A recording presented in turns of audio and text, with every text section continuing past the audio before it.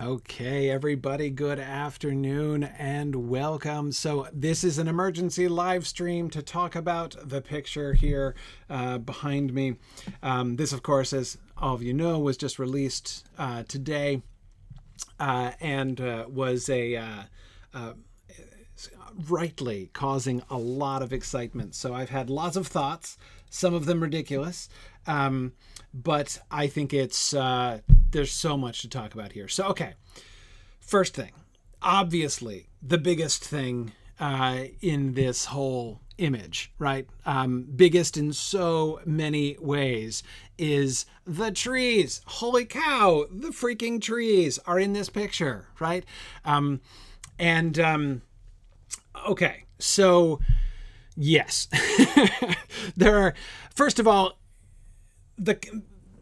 does this mean they're going to do like all the Silmarillion stuff? No, it doesn't mean that. I think it's almost certain that this is going to be part of a prologue.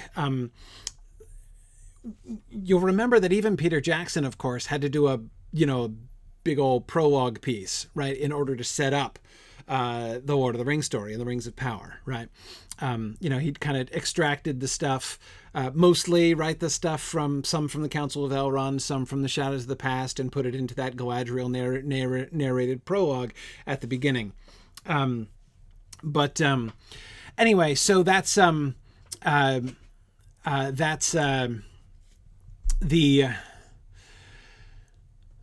Okay, sorry, I'm like so many thoughts at once. Even Jackson had to give that much background, right? Here, if they're going to be starting in the end of the Second Age, there's like so much more background that's needed. Even if they assume that everybody knows the Lord of the Rings story, like the Lord of the Rings story proper, backwards and forwards, they're going to have to explain some context, right? And they can't even assume that people know the Lord of the Rings story backwards and forwards. So, like Numenor, what is it? Like, where did it come from? What's its background? The elves, like, who are those elves that are there on the coast? And what, so we knew there was going to have to be some prologue material, and it doesn't surprise me at all to think that they're going to be doing a large piece of prologue material. But again, does this mean that they're going to be showing like the whole story of the Silmarillion? No, it doesn't mean that, but it does mean so Nathan, no, I don't think we're going to see Ungoliant. I really don't. I would be extremely surprised if too many actual stories from the Silmarillion are in it. So will we get the War of Wrath, big boy? I think that we'll get flashes of it. I mean, I think they're going to have to refer to it, right? I mean, it's a major framing event. The First Age and the end of the First Age and the War of Wrath and the choice of the elves of the Noldor to remain, Gil-galad and Galadriel and Elrond in particular, right, to remain in Middle-earth. So like that's a context looming, not to mention Celebrimbor. That's going to be a context looming behind all of those elves. So we're going to have to get some of that. And then Numenor, right? Numenor being set up after that. So I definitely think so. Yeah.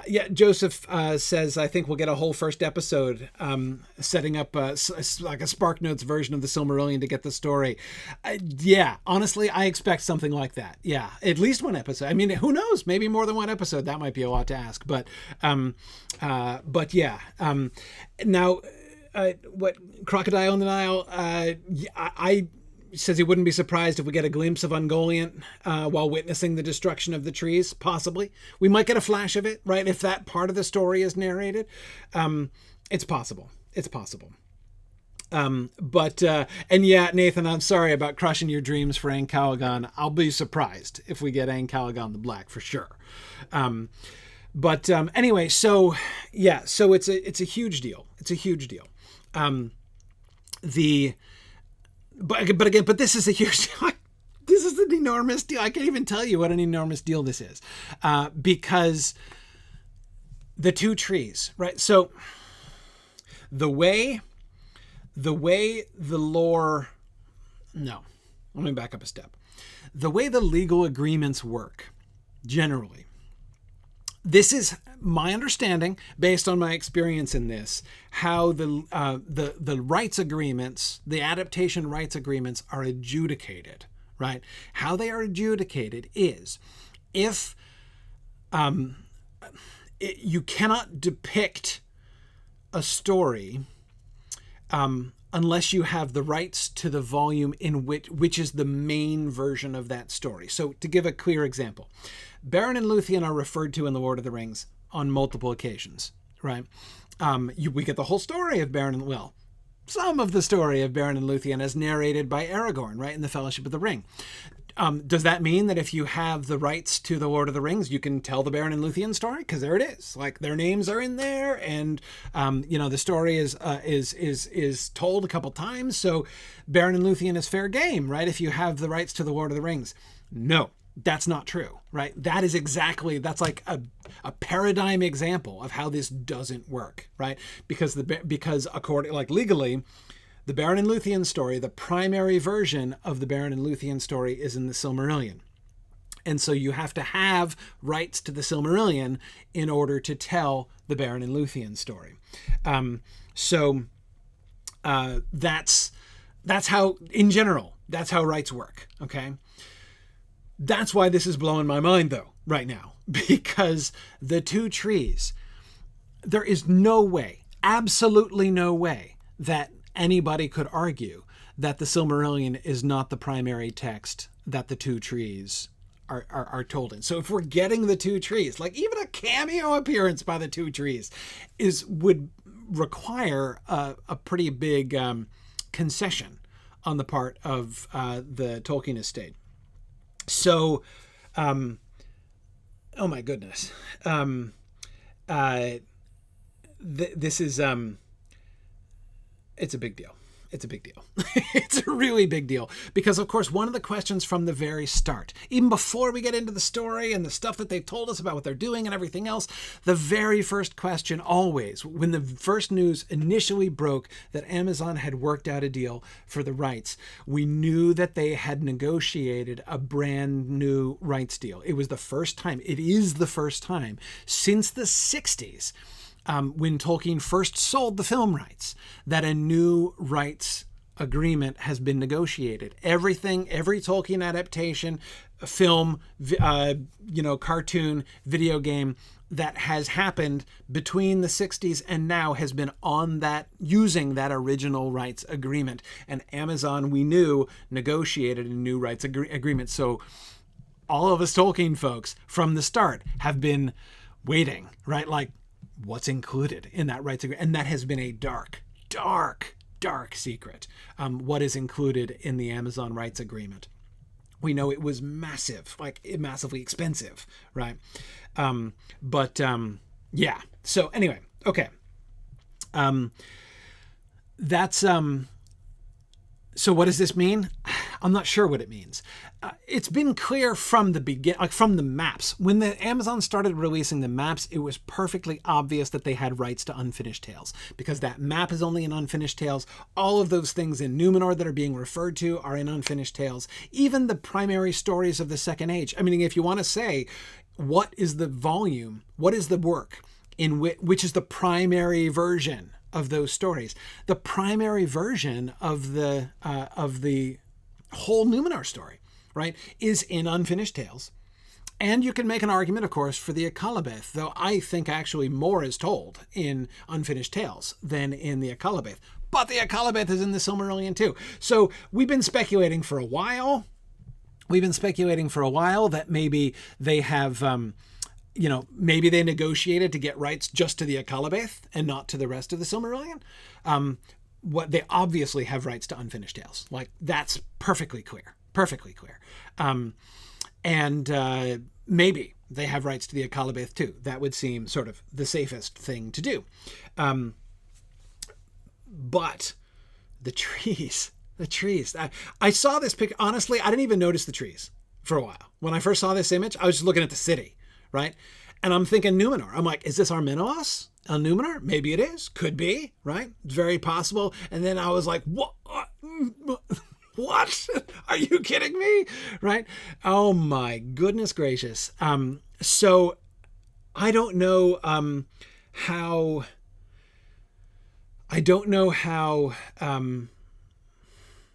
much it would take for them to be able to depict the trees of Valinor on screen in a kind of cameo. Like if this is, it's possible this is just, I mean, one of the frustrating things about this, because it's just a still image, right? This image could be, I mean, this whole scene could be, part of a flashback sequence. This scene could last like 3 seconds on screen, right? Or 5 seconds or something. So we really have no idea. Do they have,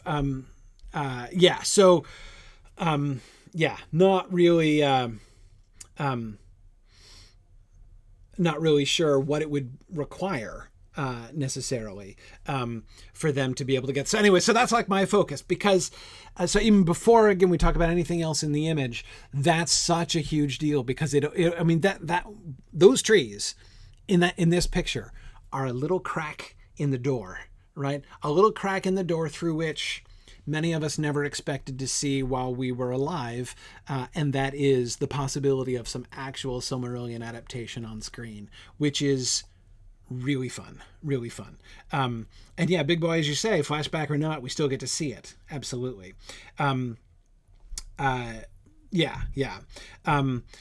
So it's a really fun opportunity and a fascinating glimpse into what the possibilities could be. Josh says, I never thought I'd see it. I agree. I never thought I'd see that either. Now, all right, let's look at the big picture. Big picture. This almost has to be the Calcaria. This almost has to be Tyrion. I've seen people say, "Oh, is this Alqualonde or Valmar?" No, I don't think so. I think this has to be Tyrion. And in fact, if you look in the distance, see right there in the distance what looks like another city? I think that's Valmar there, right? We can see what looks like a remote city, like upstream from this city. I think that's probably Valmar. But with the mountains on either side, this is obviously a gap. This looks like a gap in the mountains. It looks like the Calcaria. And therefore that would make this Tyrion. Tyrion is situated right in the gap so that you can see down into the trees, right? The light of the trees comes straight through the Calcaria, and then it goes right out to the sea so that they can still get the air from the sea that comes from Middle-earth.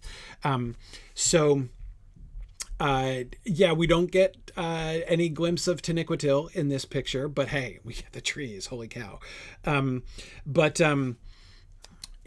Anyway, so that's I think that has to be. It has to be what this is. Looking at the architecture, I can easily believe it. I mean, it certainly. You look at all the domes, right? Extremely intricate domes. We've got the tower, right? There's a very prominent tower. I mean, that would be the Minden, right? The great tower in the middle of Tyrion. That would be Tuna. The hill would be Tuna, right? I think that's right. And I see the ships. There are some little swan ships. I don't think those are the swan ships, though. Those don't look seaworthy. I think those are rivercraft there. I mean, surely they're going to have maybe you've got the swan ships down in the harbors by the sea. Maybe these are the little, I don't know, these are duck boats, right, upstream. I don't know. So I like the architecture. Lots of domes. Look at all the little domes. Look like silos there, and they're fascinating. They're really into domes. In fact, all the houses have domes. Look at that. Barely a flat roof to be seen. Yeah, sorry, I've been looking on my phone all day, so this is the first time I'm seeing the picture huge, and maybe some of these have domes, but if you look up here on the shoulder of the hill over here on the left hand side, there's domes all over the place. Everybody's got domes, which is cool. It looks a little bit like the film design of Minas Tirith, though of course that's built around the primary. Minas Tirith is designed both around the peculiarity, right, of that outthrust rock from Mindolluin, but also for defense, right, with the the layers of the city and the gates, and you've got to go up and through and everything to make it more defensible. But certainly the way that it's kind of concentric and in tiers like that, with that bridge kind of recalling. Yeah. There's definitely, but anyway, like Minas Tirith was always a little, and of course it goes the other way, right? Minas Tirith was always a little bit like Tyrion. Yeah. Okay.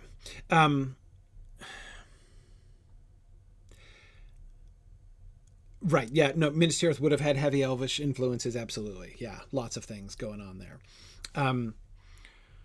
Okay. The person in front.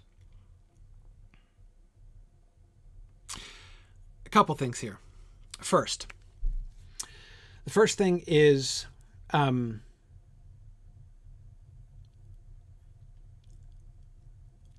don't think this is a story. I think this is a flashback. I don't think this is going to be, I will be very, very surprised if this is any more than one of a series of images we get, little brief scenes as part of an overall, as part of a background to an overall narration. I certainly think that. So therefore, think of what we're looking at here. What I'm most interested in is the way this whole thing is framed. Like, before we even think about who the figure is, I'm really interested in the way that it looks. We've got this single person coming over a rise, looking into this with the trees in the distance. So like if that person like rolled backwards, right, a ways, I think that like both the trees and the city are going to be coming over the hill, right? There's this sense of revelation that I'm seeing in this scene, right?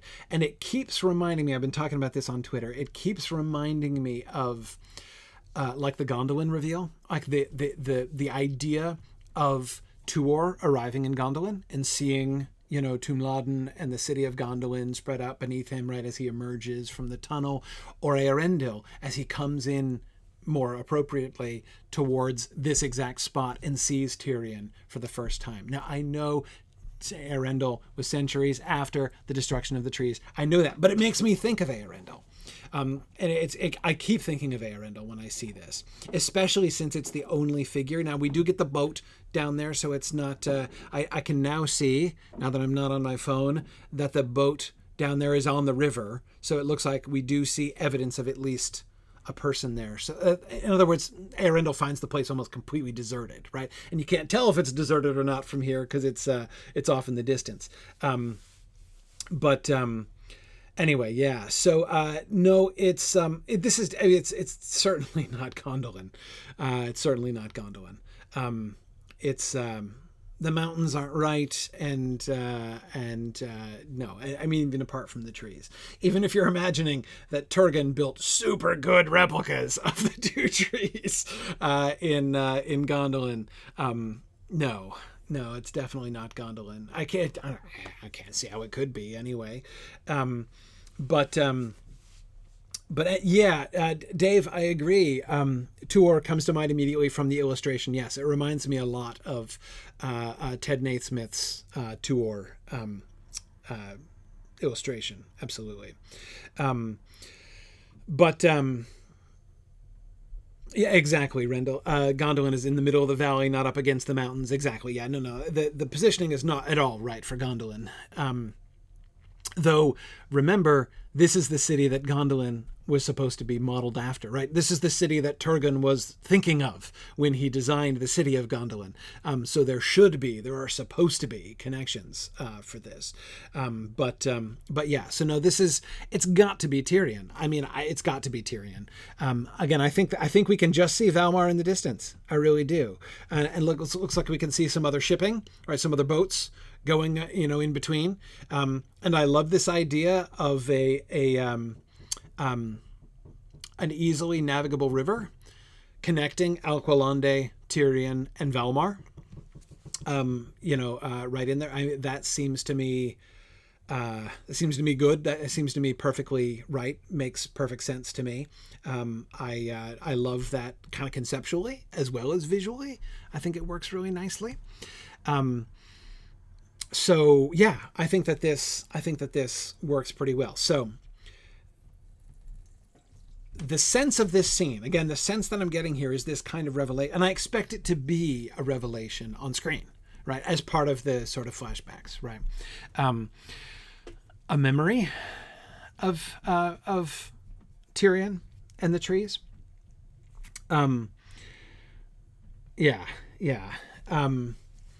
So that's what I expect. B&B Music is asking, is there not a problem with the Tolkien estate for the rights with the first stage? There were, but we don't know. Again, that's the thing. We know nothing about the contents of the new rights agreement that Amazon made with the Tolkien estate. The one they paid $500 million for, we don't know what it was for. And many of us have not dared to think that it included much of the Silmarillion. And I still don't see much reason to be hopeful that we're going to get any real Silmarillion content. That is, that we're going to get any real stories. If they're going to tell the story of the destruction of the trees, or they're going to tell the story of the fall of Gondolin, or they're going to tell the story of the War of Wrath, I don't see any reason to believe that we're going to get that. Anyway, so that's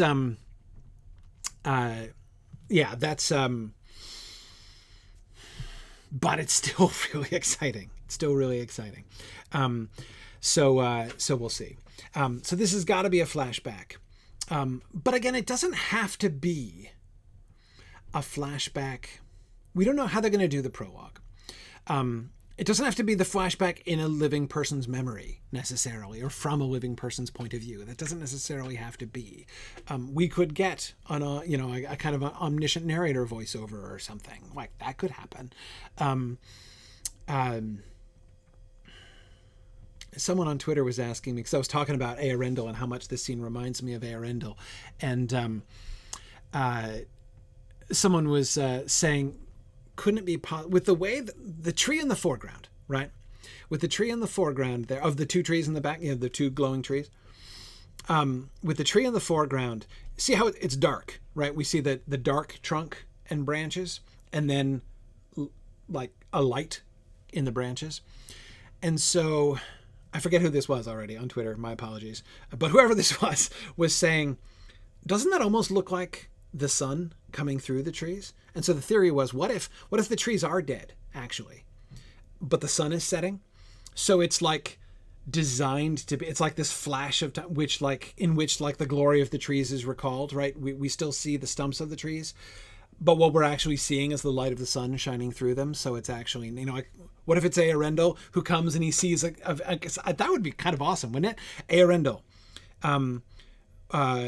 walks up the hill and sees Tyrion and sees what for a brief moment looks like the trees in their full glory. And then the sun sinks and you can see that it's in fact the dead tree, right? But for just a moment, there was this glimpse of what it would have looked like in the old days.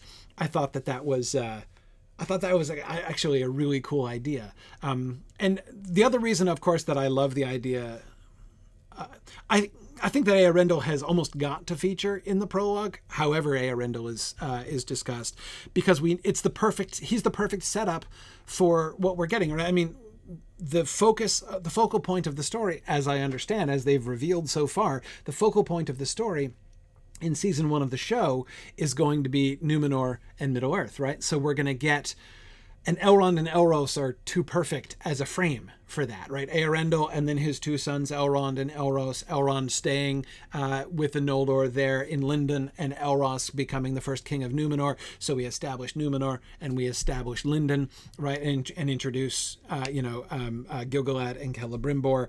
I think that's very, that they're going to do that kind of framing in the prologue seems to me almost necessary, right, for them to set up the story that they're going to do.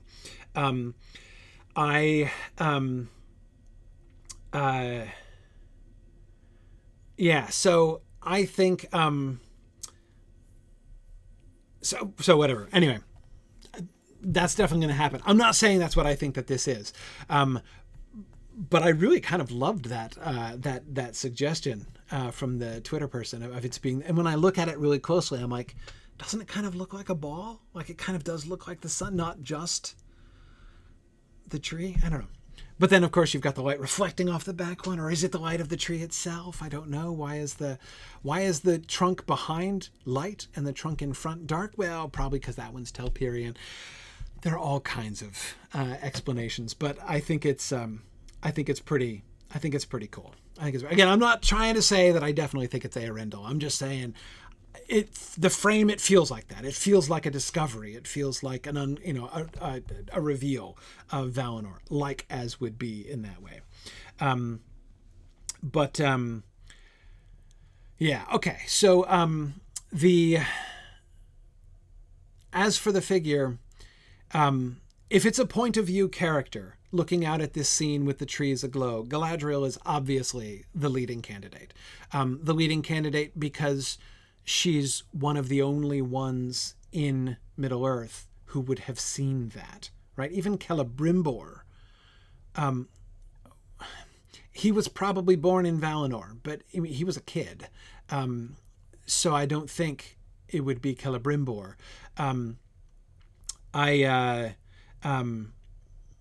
I think that it, so, I mean, if it's a point of view character, it's going to be Galadriel. And certainly the idea of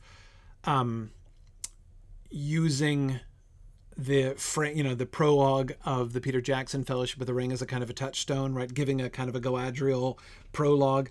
It might be too derivative. They might not want to do that, but I could see them, doing it for some kind of sort of continuity kind of thing. Yeah, I'm not sure about the figure. The figure is pretty mysterious. The cloak makes it hard. When I was looking at this on my phone, I did not think that was a woman. I didn't think there was any chance that was a woman. Looking at it in higher resolution, I think it's possible. The shadows make it hard. The shadows on the right-hand side make it hard. People have said they see a scabbard. I don't clearly see a scabbard. I think the dark bit sticking out on the left-hand side is the arm. I think that, the person has their arm like this. A lot of people are making a lot of the hair. I don't see anything to be made of the hair. Honestly, I don't care about the hair. I'm just not very interested in the hair. Certainly, I don't consider it much evidence as to what's going on one way or the other. Do elves have long hair or short hair? There have been varying reports about this, and who cares? Like, I have to. Sorry, and I shouldn't say who cares. If you care about elf hair, I'm fine. That's fine. I'm not going to judge you for that. That doesn't seem to me, I don't understand how people get all worked up about it. Like the Amazon people, apparently, I missed this one, but apparently, they've been saying like, oh yeah, there's like short, the elves have short hair, or like short hair is the thing among the elves. And I've heard some people getting upset about that. Why? Where does Tolkien say that the elves have long hair? Where? It's not in the books. Tolkien never gives that kind of description. I mean, there are some elves that definitely do have long hair. Luthien, for instance, definitely. I mean, if Luthien with a buzz cut would be an issue, right? But it's but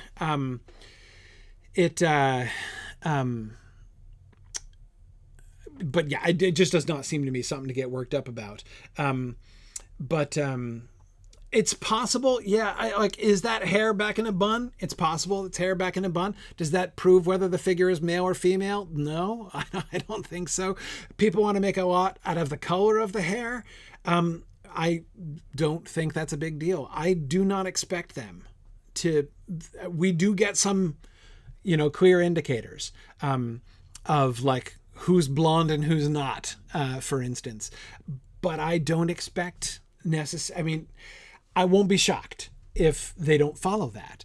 And I won't, I'm not going to hold them to that. Basically, in my opinion, it's a pretty minor point, I think.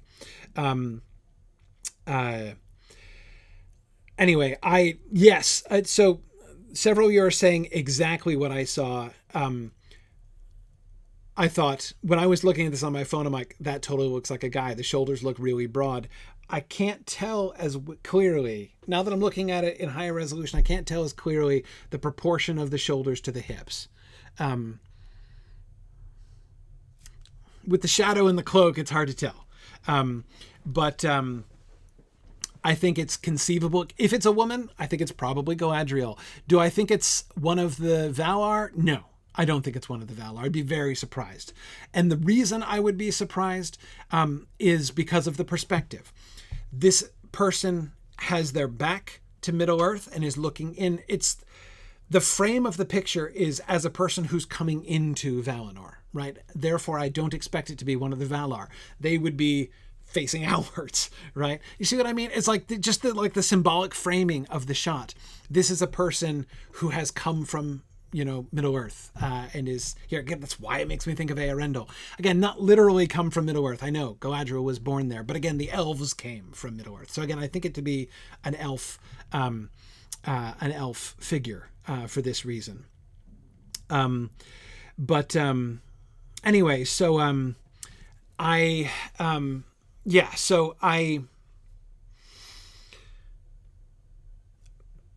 will hold open the possibility. I was feeling pretty firm that it was a guy before. Now I think it's a little bit more ambiguous than I thought at lower resolution, but I still think it likely to be a guy.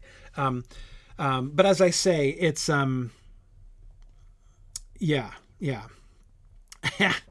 Tarlonial. It's a big old tuna right there. That whole hill right there.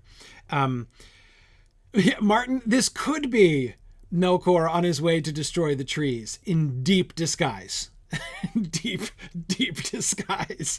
But I don't think, is that person wearing his hair in a bun is exactly the question we should be asking if that's Melkor. But if that's Melkor and that's the question we're asking, I think something has gone wrong, right? Very, very wrong. But anyway, did the trees exist when the elves arrived in Arda? Absolutely they did. Absolutely they did. And Galadriel saw the trees. Galadriel did live to see that. She was the one that we know was like fully grown when the trees were around. So yeah, absolutely. Those who went to Valinor saw the trees. Anyway, so could it be Galadriel? Yes, it could be Galadriel. Other suggestions that have been made, people were saying maybe it's Feanor. I don't believe it. I'm not sure I can explain. I'm going to try to explain why. But when people suggest Feanor for that figure, I have like an immediate and indescribable negative reaction. Like I don't believe it. Just doesn't look. It doesn't feel like Feanor at all. The posture, the clothing, and like there's no. I don't see any reason for it to. Why would Feanor be in this position? Again, the framing of the picture is important, right? This is not just a picture of a person posing with Tyrion or something, like a person who is in Tyrion or something. Yeah, there are lots of important elves who could be in the general environs of Tyrion upon Tuna, but that's not what this is a picture of. Right, the posturing is important. Standing there in a kind of contemplative pose, looking out upon the valley and looking at Tyrion and the trees beyond. This is like it's either a discovery picture or it's a retrospective picture. It would fit either one. It would fit the "Behold the blessed realm," right? That would be one caption that could fittingly go to this picture. Another would be "Remember the light of the trees." That's another caption that could go under this picture, right? Neither of those two impulses fits with Feanor to me. Feanor is not going to be looking at the Blessed Realm with wonder like this. He was born there and feels more or less entitled to it. And his retrospective is not going to be this kind of, it's not going to be in this kind of light, right? Nothing's on fire. It can't be Feanor. So that's it. Nothing's on fire. It can't be Feanor. That, unless that's fire down there, but I don't think so. I don't think that tree is on fire. I'm not sure. I don't know what that is down there, but with the possible exception of whatever this little orange light down here is, I don't think it can be. And like, could it be like Fingolfin or Finarfin? Yeah. I mean, conceivably, you can't rule it out. Could be any of them, but why? Like, why should it be any of them? And that's again where I come back to the function of this. It almost has to be. And I guess somebody was just saying that the OneRing.net folks had confirmed that this was from episode 1. I have been assuming all along it was from episode 1. Yeah, so I suspect that of being a little lens flare down there too. Yeah, exactly. Not an actual tree on fire. Okay, so what was I going to say? Are there people in the walkway? I can't see the people. My resolution still isn't good enough to see people. Where do you see people? Are there people? Can you see people over here? Or over here? I think the city is too far away to see. But are there people up here? Maybe there are people up there. I don't know. Anyway, okay. All right. To the right of the pavilion. Down here? Are those people? Maybe. Up here? Just below where that tree is or is not on fire? Maybe. Okay. Anyway, so like I said, it could be some random character, Fingolfin, Finarfin, Turgon, Fingon. It could be any of them, right? In theory, right? But why would it be, right? Again, this has got to be part of a flashback heavy prologue, which gives the context and background to this story that we're getting, right? So, if that's the case, why Fingolfin? Why Turgon? Why Fingon, right? Why Eignor, right? I mean, it could be any of them, but why should it be? It doesn't make sense to introduce them, right? So if it's going to be somebody who was there, Galadriel, that is, and the trees are in fact lit, as they look to be in this picture, then with the little footnote of what I talked about earlier, then Galadriel is your overwhelming possibility. Okay.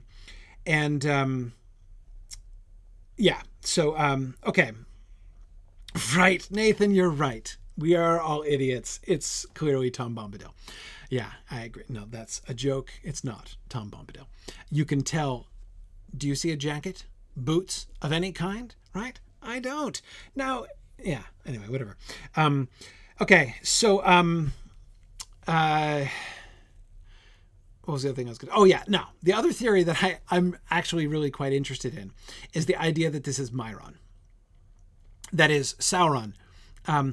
I actually don't think it's Myron, right? Myron is Sauron's name before he, gets his red lightsaber, right? Like before he converts to Morgoth worship. And Sauron,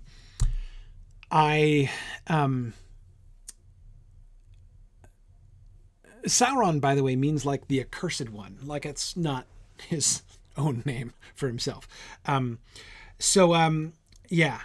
Sauron. Again, Sauron almost has to be hot, right? If Anatar is not devastatingly good looking, I'm going to be super disappointed. Like super disappointed. Sign me up for hot Sauron 7 days a week here. But anyway, yeah. So, if it could be Sauron. Sauron in Maiar form, right, when he was Myron, would have been here, right? We don't know exactly the moment at which he converted to Sauron worship. Now, it is unlikely that Sauron was here before his conversion, though, because his conversion would certainly have been prior to the elves' arrival in Valinor, so Tyrion could not be constructed when Sauron was originally there. But see, I do not at all rule out that does not by itself convince me that this can't be Sauron, because I don't think this has to be a flashback. This could be a fantasy, right? This could be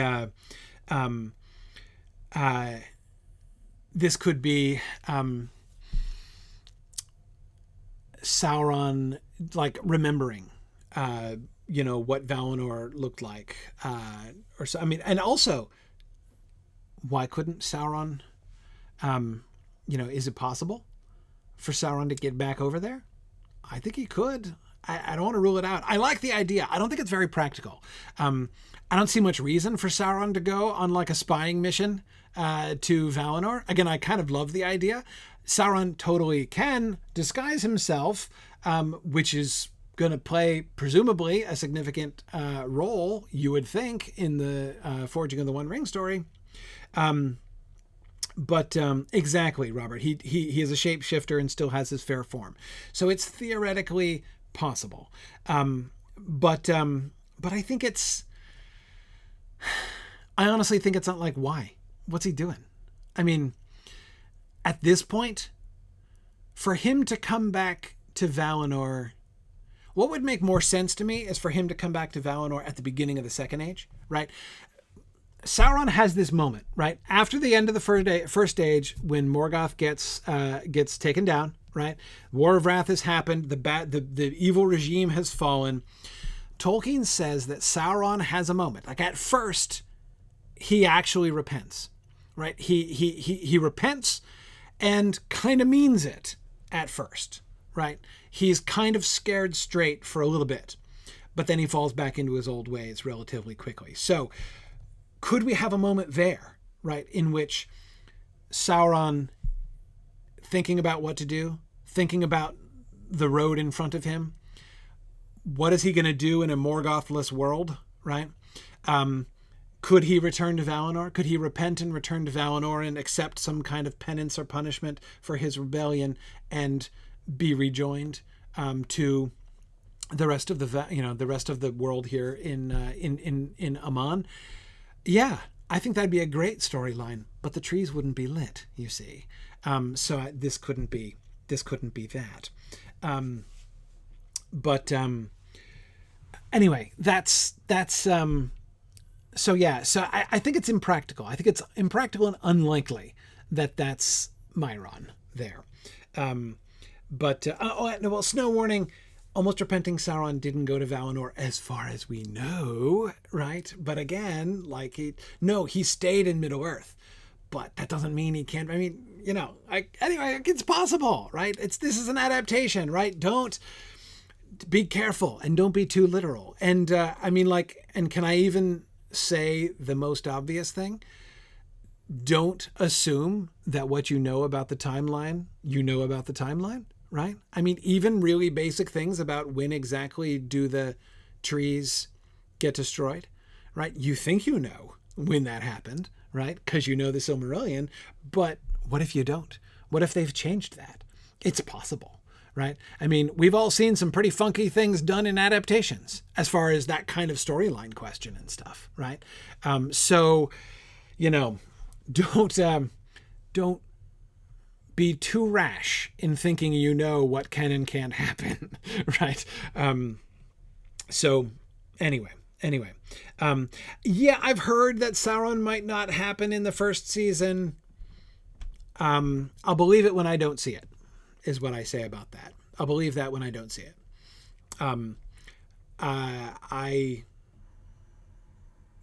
Hey, anything's possible, and I'm open to anything, but yeah.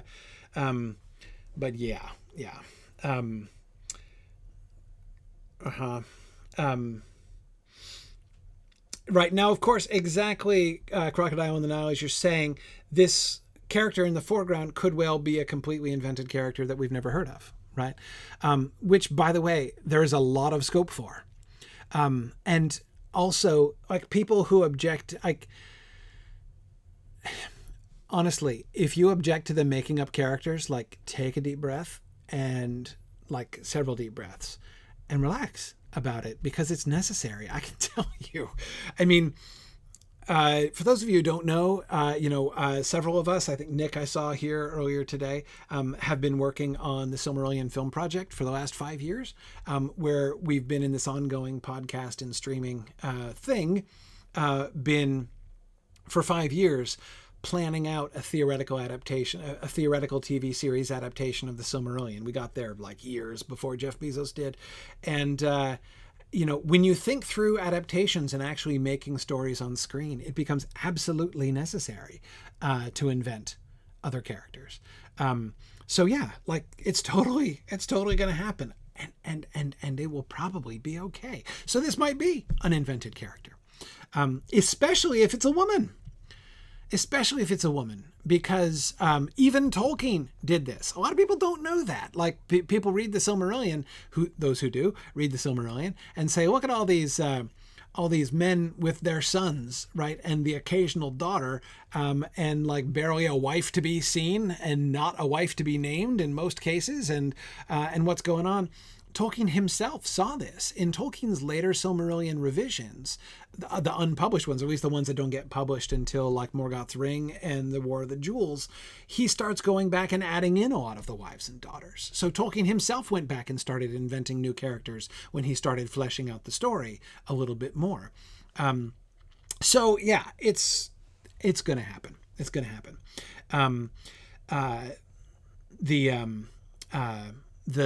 The extra character thing. So like, let's deep breaths. Let's not get too worried about that.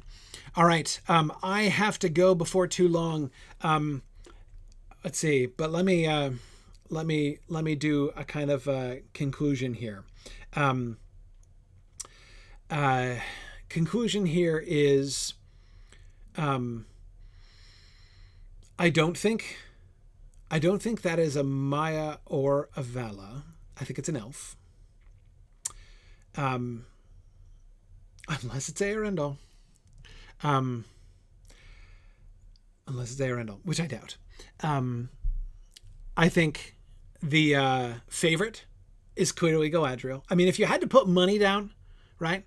If you had to place a bet on who this figure is, looking out over Tyrion and the two trees, it's got to be Galadriel.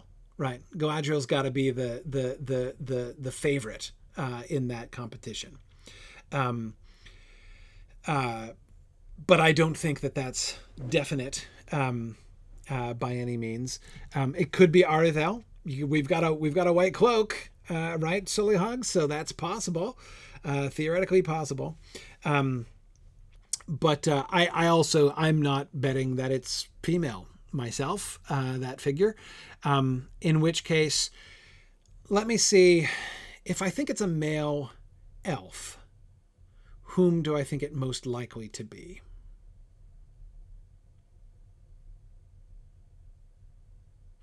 If it's a male elf, I think it's again, I'm thinking in terms of what is the story we're introducing in this prologue, right? So I'm not going to pick one of the relatively random Silmarillion elves who could easily be there, but who have no direct connection to help set up the story in season 1 as a whole. It's conceivable. Finwë. It could be Finwë. It could be... it's possible it could be Finwë. If we're in the context of like remembering Valinor that was getting, Finwë and the Noldor, but then you have to like introduce, like explain how Finwë died. And are they going to do that whole story? I'd be surprised if they did. Glorfindel has been suggested by several.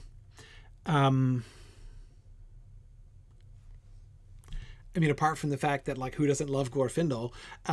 That's like reason enough to show him on screen, I suppose, but I don't see any real compelling reason.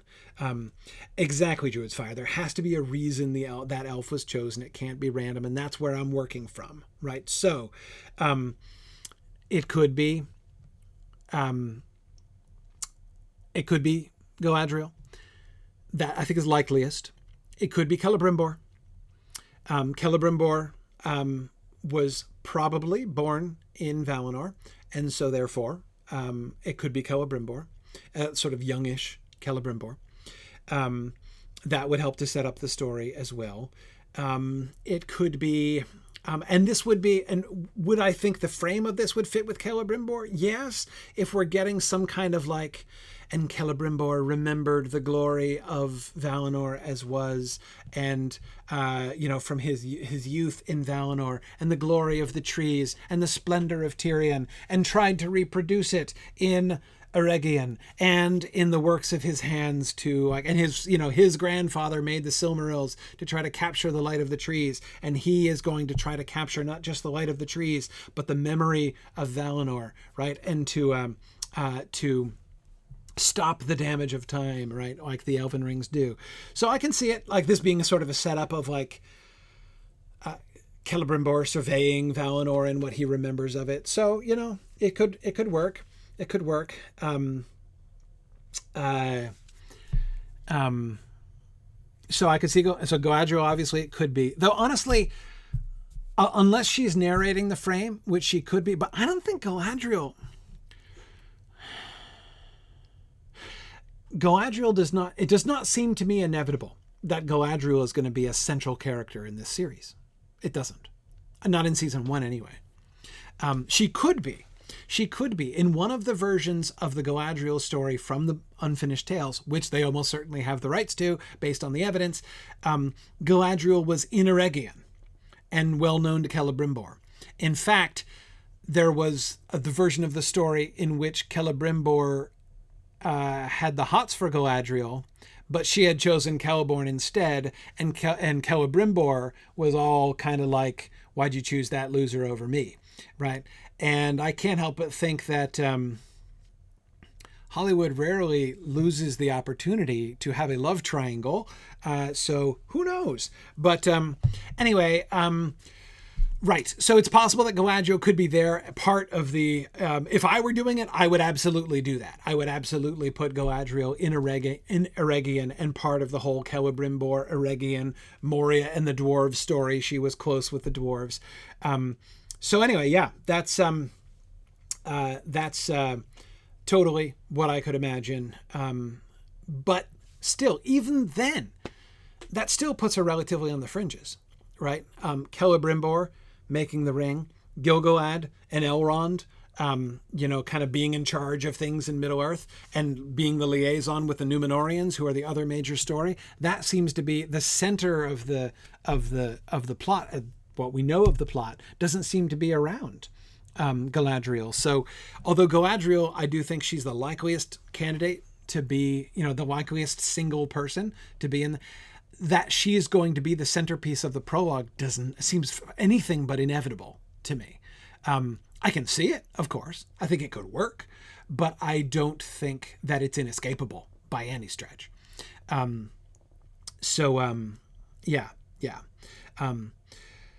And yeah, of course, Galadriel's in Middle-earth in the Second Age. This would be a flashback if it were Galadriel.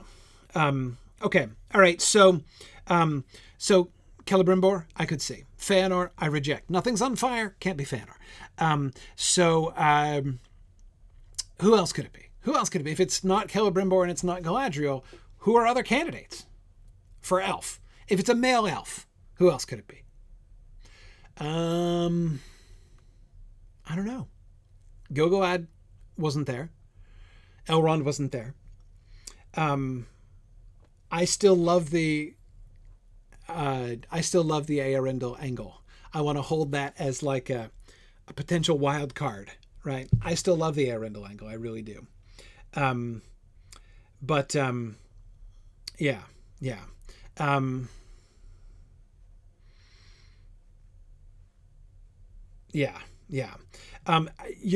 I agree with you, Mr. Duck, about the neck and shoulders. I really do. I don't. I still think it mostly looks like a guy. So, yes.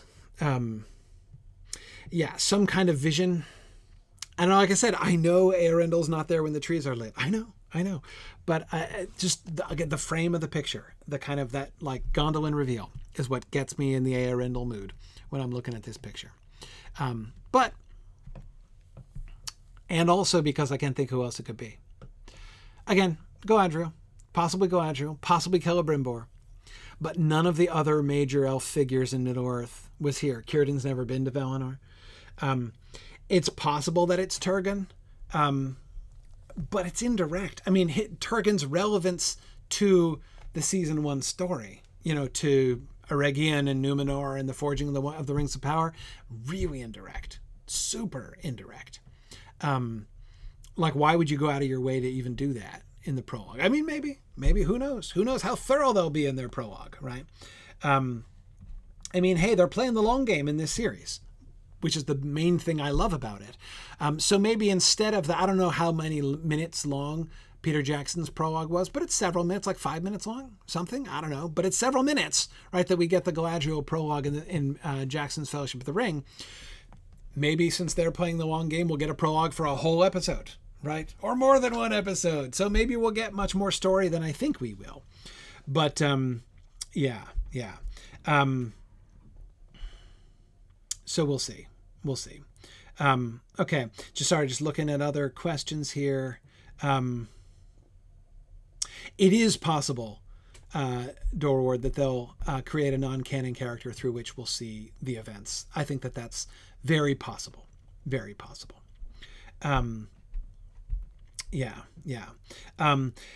Ryan, sure. Yeah, Ryan is saying perhaps a Númenorian king imagining or dreaming about being in the unmarred, undying lands. Yeah, this doesn't have to be history.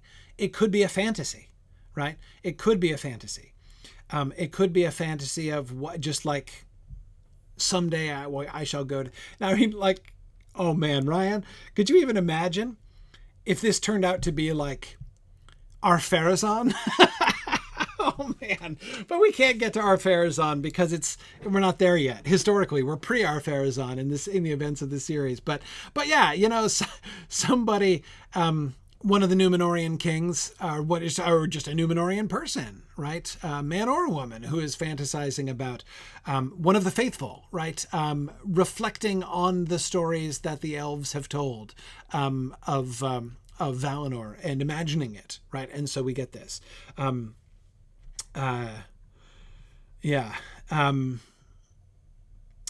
Anyway, so it's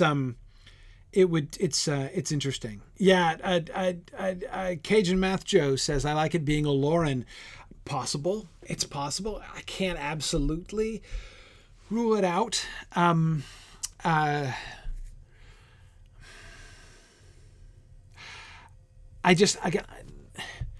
reason I can't see that is that the way that this person is framed in this shot, this screams point of view character to me, right?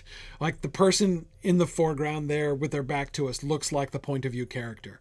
And I just can't imagine Oloran being the point of view character unless Oloran gets the prologue, unless Oloran is the one telling us about the whole prologue, unless we're going to get a frame. Nick, what if they're going to include a frame? Just like Silmfilm. Then we'll know for sure they're copying us. But anyway, we'll see. So